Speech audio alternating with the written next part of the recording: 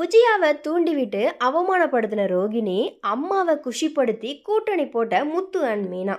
So இந்த மாதிரியான விஷயங்கள் குறித்தா இன்னைக்கான சிறுகடிக்க ஆசை சீரியல் குறித்து நம்ம பார்க்க போகிறோம்.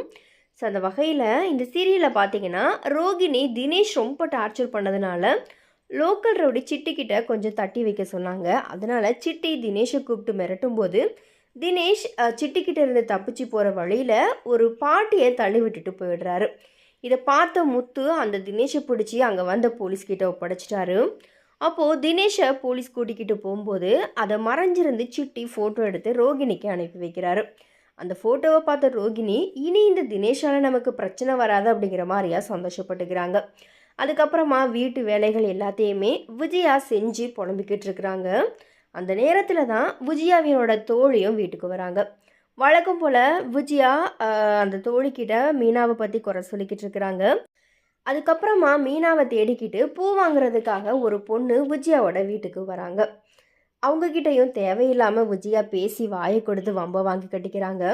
அந்த நேரத்தில் மீனாவை ரோகிணியும் சேர்ந்தே வீட்டுக்கு வரும்போது மீனாவை வெளியே நிற்க வச்சுட்டு ரோகிணியை உள்ளே அனுப்பிட்டு விஜயா திட்டுறாங்க.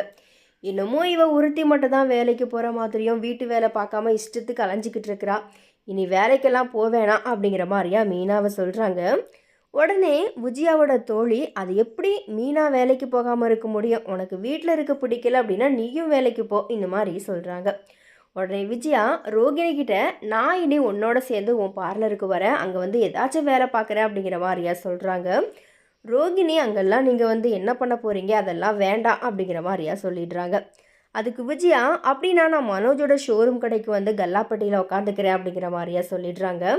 ஆனால் இது பிடிக்காத ரோகிணி விஜயாவை திசை திருப்புற விதமாக உங்களுக்கு தான் பரதநாட்டியம் நல்லா தெரியல, அதை சொல்லி கெடுக்கிற விதமாக பரதநாட்டியம் கிளாஸ் எடுங்களேன் அப்படிங்கிற மாதிரியா விஜயா கிட்ட ஆசை வார்த்தை காட்டுறாங்க. அதுக்கு நான் எல்லா ஏற்பாடுகளையுமே பண்ணுறேன் அப்படிங்கிற மாதிரியா சொன்ன நிலையில் விஜயாவோட தோழி என்னோட வீட்டு மொட்டை மாடியில் வேணால் உன்னுடைய கிளாஸை வச்சுக்கோ அப்படிங்கிற மாதிரியா சொல்லிடுறாங்க.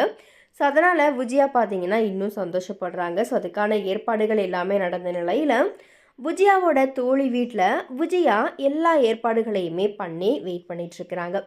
ஆனால் பரதநாட்டியம் கற்றுக்கிறதுக்கு யாருமே வராததுனால அவமானப்பட்டு நிற்கிறாங்க. இதனால் அம்மாவோட கஷ்டத்தை போக்குற விதமாக முத்து அண்ட் மீனா 2 பேருமே சேர்ந்து நாம் பரதநாட்டியம் கற்றுக்கலாம், அம்மாவை மகிழ்விக்கலாம் அப்படிங்கிற மாதிரியா நினச்சிக்கிட்டு விஜயாவோட தோழி வீட்டுக்கு போகிறாங்க.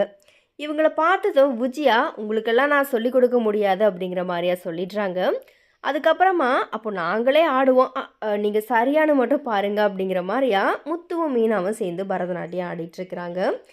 ஸோ இதை பார்த்ததும் விஜயா இப்படி ஆடக்கூடாது அப்படிங்கிற மாதிரியா அவங்களுக்கு பரதநாட்டியம் சொல்லி கொடுக்க ஆரம்பிச்சிடுறாங்க. ஸோ ஆக மொத்தத்தில் விஜயா எப்போயெல்லாம் மன கஷ்டத்தில் இருக்கிறாங்களோ ஸோ அப்போ எல்லாமே அம்மாவை சந்தோஷப்படுத்துகிற விதமாக முத்து பார்த்திங்கன்னா ஏதாச்சும் ஒரு விஷயத்தை செஞ்சு குஷிப்படுத்திகிட்டே இருக்கிறாரு. பட் விஜயா வெறுக்கிற ஒரே பிள்ளையாகவும் முத்து தான் வந்துட்டு இது வரைக்குமே இருக்கிறாங்க. ஸோ எனிவே விஜயா முத்துவை வெறுக்கிறதுக்கு என்ன ரீசன் அப்படிங்கிறத தெரிஞ்சுக்கிறதுக்காக ரசிகர்கள் கண்டிப்பாக ஈகராக வெயிட் பண்ணுறாங்க தான். ஸோ அந்த ஒரு ட்விஸ்ட்டை மட்டும் பார்த்திங்க அப்படின்னா இவ்வளோ நாள் ஆகியும் இன்னும் ரிவீல் பண்ணாமலே வச்சிட்ருக்கிறாங்க. ஸோ எனிவே இந்த சீரியல் நீங்கள் தொடர்ந்து பார்த்துட்ருக்கீங்க அப்படின்னா இப்போது சீரியல் கதை எப்படி போயிட்டுருக்குது அப்படிங்கிறத மறக்காம கமெண்ட்டில் மென்ஷன் பண்ணுங்கள்.